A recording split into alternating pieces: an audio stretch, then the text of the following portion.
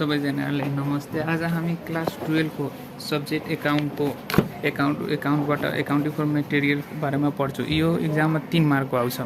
यसमा हामीहरू accounting for material भन्नाले के बुझिन्छ भने कुनै पनि स्टोरमा आएको माल सामानहरूलाई, मेटेरियल भनेको माल सामानहरूलाई रिकर्ड गर्नुलाई भनिन्छ। अब यसमा हामीहरू दुईवटा मेथड पढ्छौँ। दुईवटा सिस्टमबाट कसरी एकाउन्टिङ गरिन्छ मेटेरियलको त्यो बारेमा पढ्छौँ। एउटा हुन्छ पेरियोडिक इन्भेन्ट्री सिस्टम,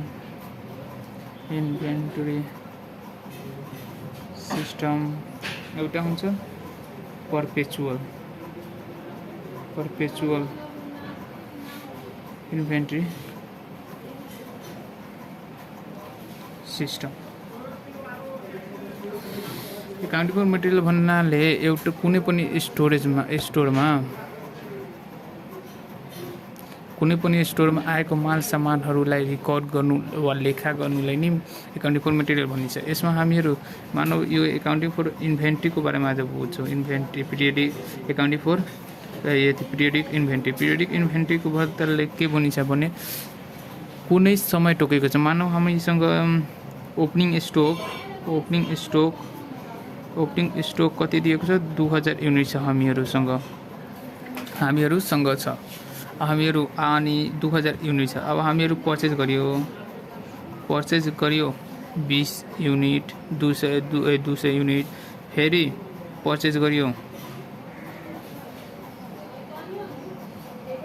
2000 युनिट अनि सेल्स गरियो 3000 युनिट मानौ।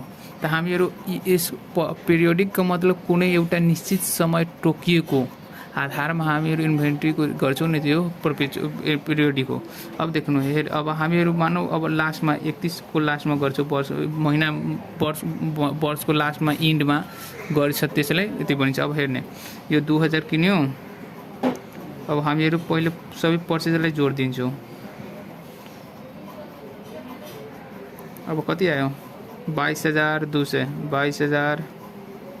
अब हामीहरू सेल्स घटाइदिन्छौँ यसबाट। सेल्स कति थियो? 3000 घटाइदियो त्यो कति आयो? 19,000 युनिट, 19,200 युनिट। यसलाई भनिन्छ पिरियोडिक इन्भेन्ट्री, अर्थात् कुनै एउटा निश्चित समय तोकिएर त्यो गर्छ भने पिरियोडिक हुन्छ। तर पर्पेचुअलमा जुन टाइममा आयो नि त्यही टाइममा त्यसलाई देखाइदिन्छ। तर हामीहरू यसमा ओपनिङ स्टकमा यो सबै देखाएन, लास्टमा गएर मात्रै एउटा निश्चित समयमा देखाउँछौँ। तर पिरियोडिक पर्पेचुअलमा के गर्छ भने पहिला हामीसँग कति थियो? 2000 युनिट थियो, आयो कति? 200, त घटाएर देखाइदिन्छ यहीँ। त कति भयो? यहाँ मिस्टेकले मैले 20,000 लेखिदिएको छु, तर 20,000 बनाइदियो यो। अनि यहाँ 20,000। अब 200 घट्यो त कति भयो? 19,800। अब फेरि कति किन्यो? 2000, फेरि 2000 जोडिदिन्छ अनि फेरि कति भयो? 21,800। यो भयो। यो मैले सेल्स मानेको, यो सेल्स हो। अनि यो सेल्स छ, यो पनि यो पर्चेज छ। यो यसरी गर्दै म अर्को क्वेसन बनाइदियो, योबाट होइन। अब फेरि मानौ हामी फेरि सेल्स गर्यो फेरि घटाइदिन्छ। यसरी गर्दै जुन टाइममा किनेको छ नि त्यही टाइममा त्यसैलाई युनिट ओपनिङ स्टकमा घटाउने बढाउने काम हुन्छ, त्यो पिरियोडिक हुन्छ। यो कसरी पिरियोडिक चिनिन्छ? ओपनिङ अफ नै दिएको छ। ओपनिङ यति फर्स्टको लास्ट भन्दैन, सुरुबाटै नै भन्छ। अब आज हामीहरू पिरियोडिक इन्भेन्ट्रीको बारेमा पढ्छौँ। पिरियोडिक इन्भेन्ट्रीमा हामीलाई 3वटा मेथड पिरियोडिक इन्भेन्ट्री सिस्टम बुझ्नुभयो। कुनै निश्चित समयमा सामानहरूको अभिलेख वा काउन्टिङ गर्छ, त्यसले दिन्छ। यसमा हामी पिरियोडिक इन्भेन्ट्रीमा 3वटा मेथड पढ्नुपर्छ। एउटा हुन्छ 4वटा भन्न सकिन्छ। एउटा हुन्छ 1 नम्बरमा सिम्पल एभरेज मेथड, 2 नम्बरमा हुन्छ वेटेड एभरेज मेथड, एउटा हुन्छ 3 नम्बरमा हुन्छ लिफो मेथड मेथड एउटा हुन्छ फिफो, टी number of FIFO method, FIFO method. यसलाई भनिन्छ last in first out, last in first out out. यसलाई भनिन्छ first first in first out. फिफोको मतलब यो हुन्छ। यो हामी मेरो पढ्छौँ। आज हामीहरू सिम्पल यो आज यो दुवै पढ्छौँ, भोलि यो दुईटा पढ्छौँ। आज हामी सिम्पलको बारेमा पढ्छौँ। Simple average method. यो इक्जाममा पूछेको छैन सिम्पल एभरेजबाट, तर वेटेडको पूछेको सिम्पल एभरेज मेथडबाट हामीहरू पढ्छौँ। यसमा के निकाल्दिने भने यसरी निकाल्दिने। फर्स्टमा यसमा सिम्पल एभरेज रेट निकाल्नुपर्छ। त्यो हुन्छ sum of different rate by number of rate. यो हुन्छ। अनि यसमा हामीहरू दुईटा सधैँ दुईटा निकाल्नुपर्छ। एउटा हुन्छ कस्ट अफ इन्डिङ इन्भेन्ट्री, एउटा हुन्छ एउटा कस्ट अफ गुड्स सोल्ड। अब हेर्ने cost of ending inventory, ending इन्भेन्ट्रीको कस्ट कसरी निकाल्ने भने इन्डिङ इन्भेन्ट्री इन्टु यो SAR अर्थात् सिम्पल एभरेज रेट। अर्को हुन्छ बी नम्बरमा एउटा अझै निकाल्नु छ। तब हामी फर्मुला लेखेर तब यसको प्र्याक्टिस क्वेसन सल्भ गर्छ। Cost of good sold. यसमा हुन्छ सेल्स युनिट इन्टु SAR यो हुन्छ। अब हामी हेर्ने यो इन्डिङ इन्भेन्ट्री कसरी निकाल्ने भने इन्डिङ इन्भेन्ट्री निकाल्ने इन्भेन्ट्री युनिट निकाल्दा इन्डिङ इन्भेन्टोरी युनिट्स निकाल्दा के गर्ने भने यसमा के गर्ने भने यसलाई बिगिनिङ युनिट अर्थात् ओपनिङ युनिटलाई जोड दिने। ओपनिङ प्लस पर्चेज युनिट जोड दिने अनि सेल्स घटाइदिने सेल्स युनिट। त तपाईँको कति आउँछ युनिट। अब हामीहरू एउटा क्वेसन प्र्याक्टिस गर्छौँ। तब यसबाट बढी बुझ्छौँ हामीहरू। हेर्ने मानौ क्वेसन मैले आफैले बनाइदियो।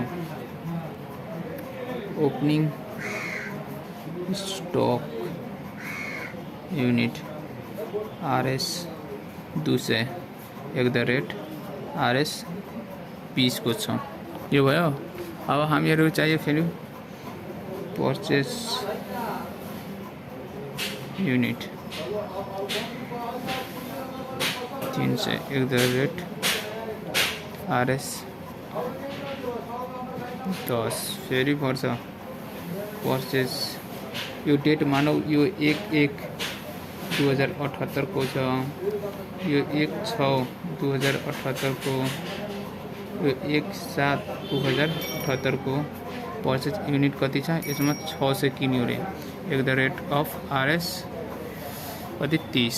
सेल्स युनिट कति दिएको छ यता सेल्स युनिट दिएको छ 200, 400 युनिट सेल्स युनिट दिएको छ। अब हामीहरू के फर्मुला पढेको छ त्यही फर्मुला युज गर्ने। फर्मुला के छ भने सबै पहिला यही सिम्पल एभरेजबाट हामी प्रुभ गर्छ। सिम्पल एभरेज रेट निकाल्दिने। के छन् formula sum of different rate. सेल्सको रेट दिएको छ नि त्यो नजोड्ने यसमा। त कोही स्टुडेन्ट यसैमा जोडिदिन्छ अनि बोनस एन्सर मिल्दैन। Number of rate. अब यसमा के हुन्छ सम अफ डिफरेन्ट रेटको मतलब एगो रेट दुईवटा तीनवटा त 20 10 30 अनि कति छ रेट। नम्बर अफ रेटको मतलब कतिवटा रेट छ 1 2 3 त 3 कति भयो 30 30 60/3 3 दूनी 100 20 RS 20 आयो। अब हामीहरू निकाल्ने यो आयो। अब फर्स्ट नम्बरमा के निकाल्ने, केही निकाल्दा हुन्छ। Cost of goods sold equal to sales unit into SAR।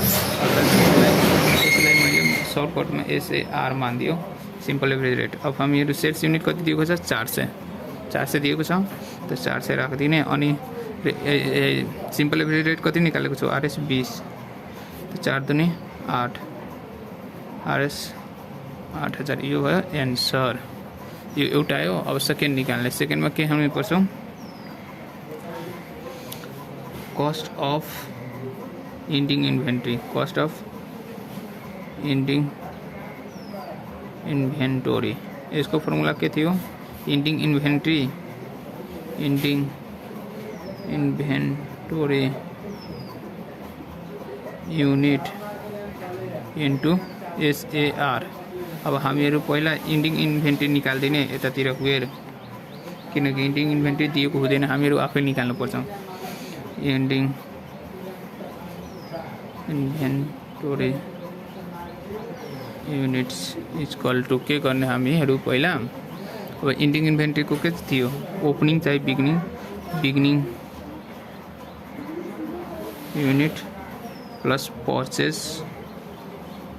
Unit minus sales unit, यही छ नि। त कति थियो, 200 पहिला सुरुको, 200 ओपनिङमा, 200 प्लस फेरि कति किनेको थियो, 300, यहाँ 300, 200, 300, 600 का परचेजलाई जोड्ने, त 600 माइनस 400 सेल्स, कति आयो,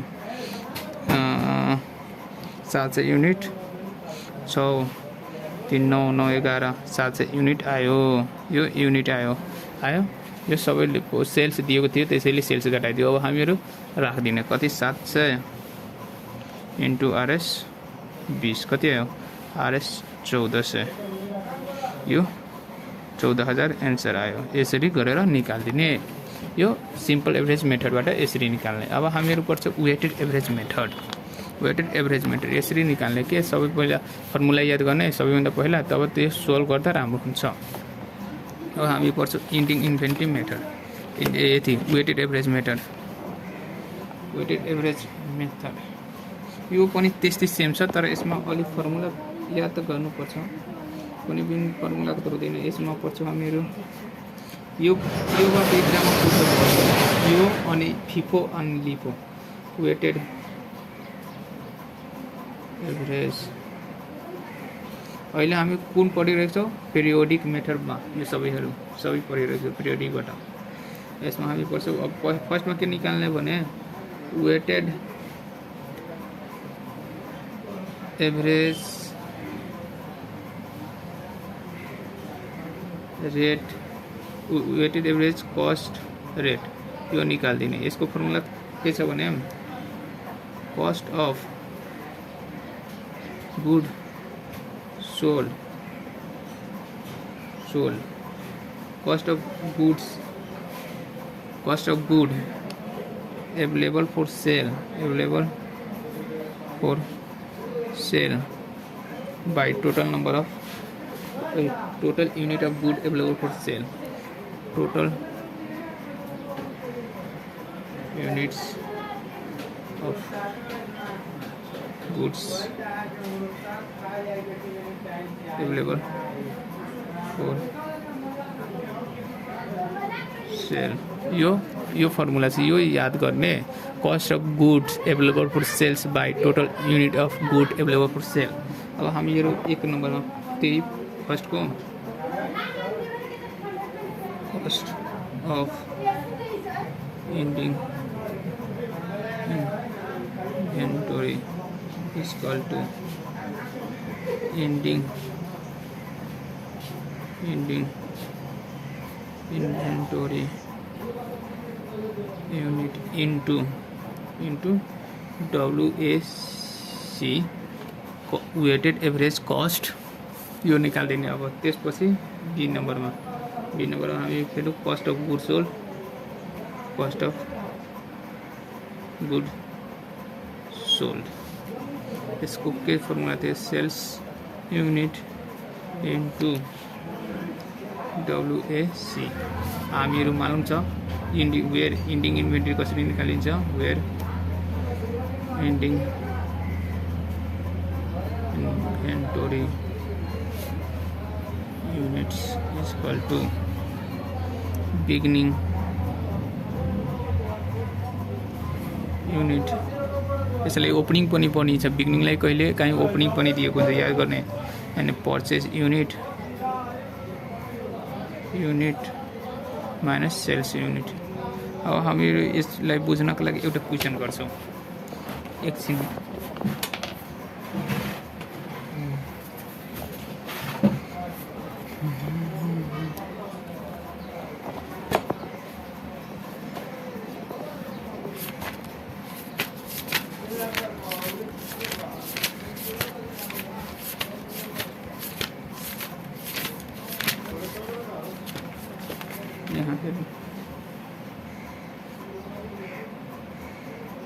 यहाँ एउटा क्वेसन छ 2029 सालको।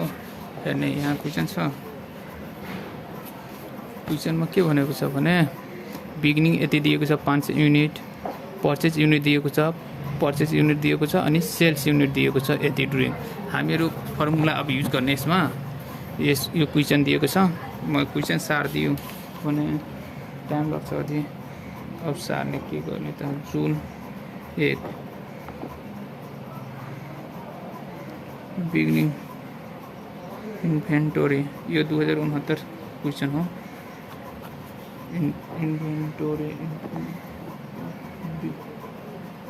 इन्भेन्टोरी कति दिएको छ 500 unit.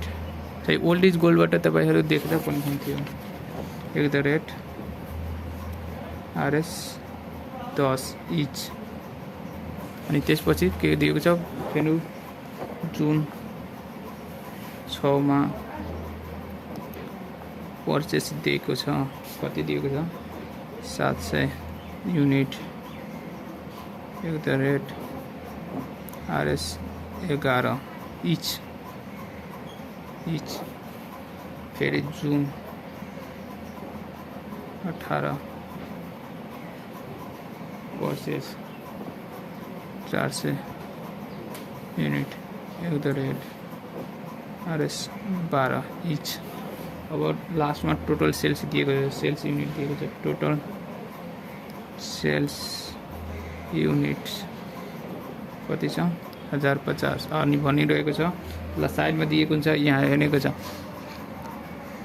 Weighted average periodic method under periodic छ भने यस्तो यो तरिकाबाट बनाउने। यो पिरियोडिकको नियम हो। पर्पेचुअलको फर्मेटबाट हुन्छ। यो हामीहरू अब लेखिहाल्ने। फर्स्टमा के निकाल्ने सोल्युसन गरिदिएको छु। फर्स्टमा के गर्ने weighted average rate per cost. यसको फर्मुला के थियो cost of goods available for sale divided total units of goods available for sale. यही न थियो। अब total cost of goods available for sale को मतलब के हुन्छ नि यो यसरी गर्ने 5 रेट अनि त्यो बेच्नको लागि कति हामीसित कति छ। Cost of good available for सेलको मतलब हामीसँग बेच्नको लागि कति छ। हामीसँग बेच्नको लागि यो सब खाली सेल्स युनिट बाहेक यो सब हामीले बेच्नै कुरालाई राखिरहेको छ। त सबैले गर्ने 500 unit 10 plus 700 unit 11 plus 400 unit 12। Cost of good available for सेलको मतलब बेच्नको लागि कति छ त्यो यति छ by divided total unit of good available for sale. तपाईसँग कति युनिट छ बेच्नको लागि त जति माथि युनिट दिएको छ त्यही नै हुन्छ। 1 2 3 त 500 प्लस 700 प्लस 400 एकचोटि अझै बुझ्ने। Cost of good available for सेलको मतलब तपाईसँग बेच्नको लागि कति छ। त हामीसँग बेच्नको लागि बिगिनिङ पनि छ, पर्चेज पनि छ, पर्चेज यो सेल बाहेक। त यो सबैलाई हामीले कति 5